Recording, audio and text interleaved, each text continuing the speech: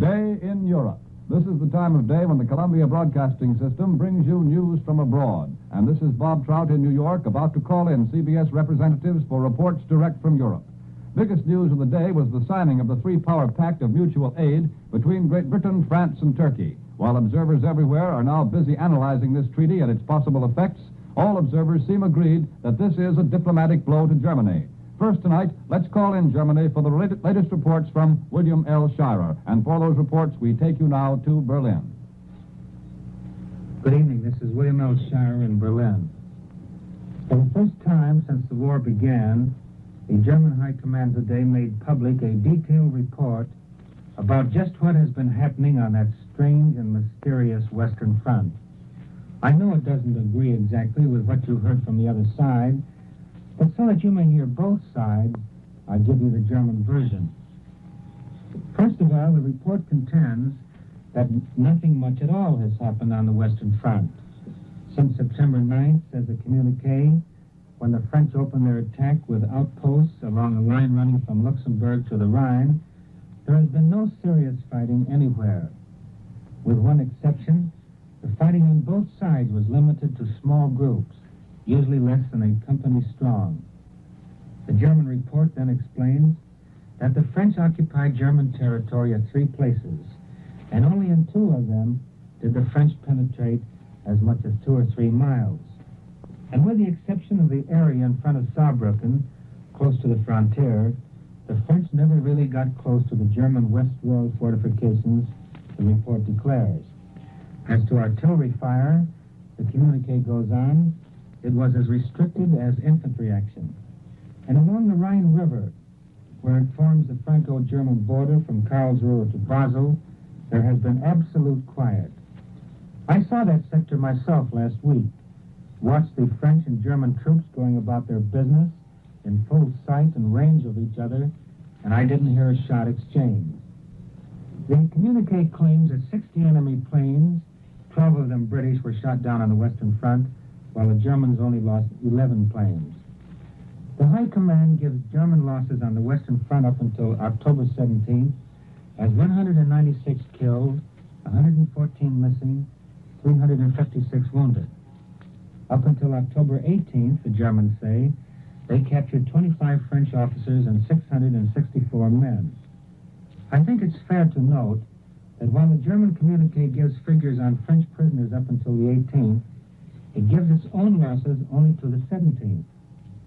I mention this because yesterday's High Command communique spoke of a large number of prisoners being captured on October 17th, and these evidently are included in the figures I've just cited. And we know that the French claimed very heavy German casualties on the same day, October 17th, and the German communique does not take into account its own casualties on that date. Note, too, no mention in this official German document of any German offensive during the last few days, such as was reported, I believe, from the other side. The German communique closes with a laconic paragraph that no British troops could be identified in the front line. In other words, according to the Germans, all has been quiet on the Western Front. I return you now to Columbia, New York. That was Berlin. Now for the news from London, where today Prime Minister Neville Chamberlain was able to announce the Allies' first diplomatic victory of the war. A report tonight by Edward R. Murrow. Go ahead, London. This is London. The House of Commons cheered today's announcement of the signing of the treaty between Britain, France, and Turkey. In general, the provisions of that treaty had been accurately forecast for weeks. 2 sections of it have been the subject of much speculation. The first is Turkey's agreement to come to the aid of the Allies if they're engaged in war resulting from their guarantees to Greece and Romania. That was welcome news in London. The second, and perhaps most important, is the provision which frees Turkey from the necessity of taking any action which might involve her in war with the Soviet Union. That provision in the treaty had also been anticipated. Political commentators here are pointing out that the treaty is not aimed against Russia. That would seem to be clear from the terms of the treaty itself. But Russia remains an important power, diplomatically at least, in southeastern Europe, while Italian ambitions in the Mediterranean will certainly not have been advanced as a result of the treaty signed in Ankara today. Now, we have some indication of the Italian attitude or reaction because the Rome radio has just been talking about the treaty. It is stated that Italy welcomes certain factors in the new Balkan situation brought about by the signing of the new three-power pact. Italy has been averse to seeing the Russian Navy become a new factor in the Mediterranean. So the alleged refusal of the Turks to modify the status of the Dardanelles is welcomed, because Italy feels it will be an inducement to Russia to remain neutral.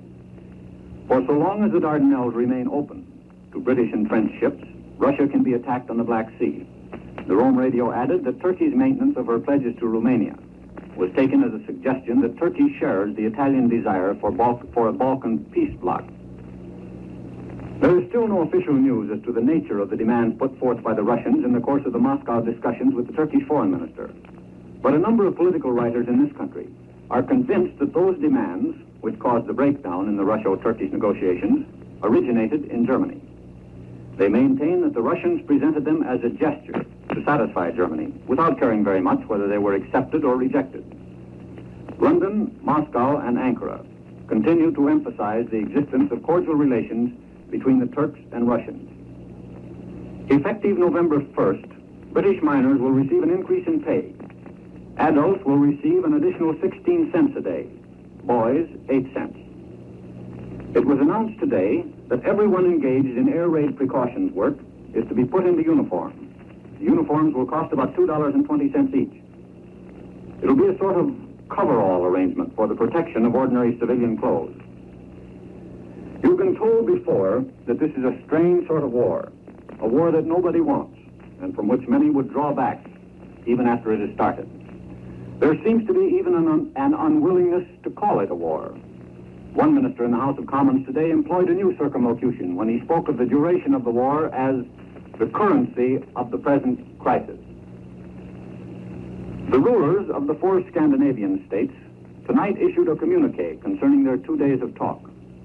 Briefly, the official statement reiterates the desire of Scandinavia to maintain complete neutrality, while each country maintains the right of self-determination. They will pursue this policy by collaborating, as they did successfully in the last war. Regarding the difficulties which neutral shipping has suffered, they will maintain traditional commercial connections on all sides. Meantime, these Nordic countries are ready to work in the service of conciliation. And now for the news from Thomas Grandin in Paris. Go ahead, Paris. This is Paris. The conclusion of the Franco-British-Turkish Pact, according to the Paris press, will have a considerable effect upon the situation in the Balkans. Sarajoglu, it's felt here, was clever to maintain relatively friendly relations with Moscow. The main impression in Paris seems to be that Turkey has given proof of a desire to maintain strict independence and refuses to be under the tutelage of Russia or Germany or any other country, including England and France. It's pointed out, however, that whereas heretofore there were separate treaties between Turkey and France and between Turkey and England, now all 3 powers have signed a mutual assistance accord that precludes any sort of separate peace if there should be aggression in the region which particularly interests Turkey. General Weygand is in Ankara now. Von Papen has returned to consult with German officials at Berlin. It's thought Von Papen tried to prevent today's pact from being signed, and therefore his success in negotiating the Soviet-German treaty is somewhat eclipsed.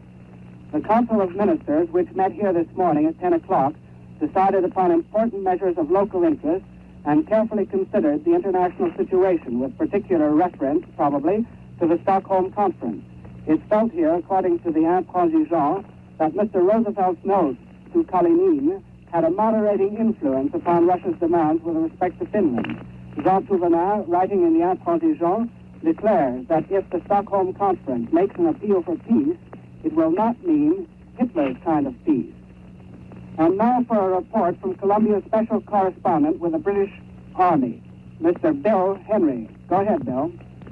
The remarkable story of an army which lives by air was told rather unexpectedly in France today when Sir Kingsley Wood, chief of the British Air Ministry, was sloshing about in the mud on a tour of inspection of the Royal Air Force fields and billets in France. Stopping at the hospital to see a couple of chaps who were being treated for minor injuries, the Air Minister divulged that every Royal Air Force casualty of the war who has been injured in France has been invalided home by air. He added that the new aerial ambulances carry complete blood transfusion units so that the wounded men requiring that sort of treatment may not only be well supplied in France, but may receive additional treatments en route to England in the giant flying ambulances. In paying tribute to the success which the entire transfer of the Air Force units in France had been carried out, the Air Minister added that not only had the entire overseas group of flyers reached France with only one minor mishap, but that during their first 12 days in France, they had lived entirely on food transported daily from England by air. Sir Kingsley returned to England tonight, but you should know about another airman. We all got to talking today. We were complaining about the lack of excitement for the correspondents, and the flyers were talking about their ennui. And it developed that this young chap, a Frenchman, had been one of 8 Frenchmen who went scouting over Germany a few days back and, quite unexpectedly, were caught by a squadron of German Messerschmitts. In the course of the battle, during which the Frenchmen and their American Curtiss fighters found themselves involved with 15 Messerschmitts, the French recovered from their surprise, outmaneuvered the Germans, shot down 2 of them, and forced a third into a pancake landing, thus adding considerably to the glory of their squadron, which in the last war accounted for 35 German planes. It was only when they returned to their French airport and found their delighted French comrades laughing and offering congratulations that they realized that something peculiar had happened. It seems that the young pilot, who accounted for at least one of the 2 official victories of the afternoon, had left his microphone open in the plane, and the chaps on the field could hear the shots and the roaring engines in the background and a magnificent foreground of shouting and cursing by the pilot as he found himself surprised and then forced to swing suddenly into action, all the time swearing roundly at his German opponent and calling him the sort of names that anybody might use under such circumstances.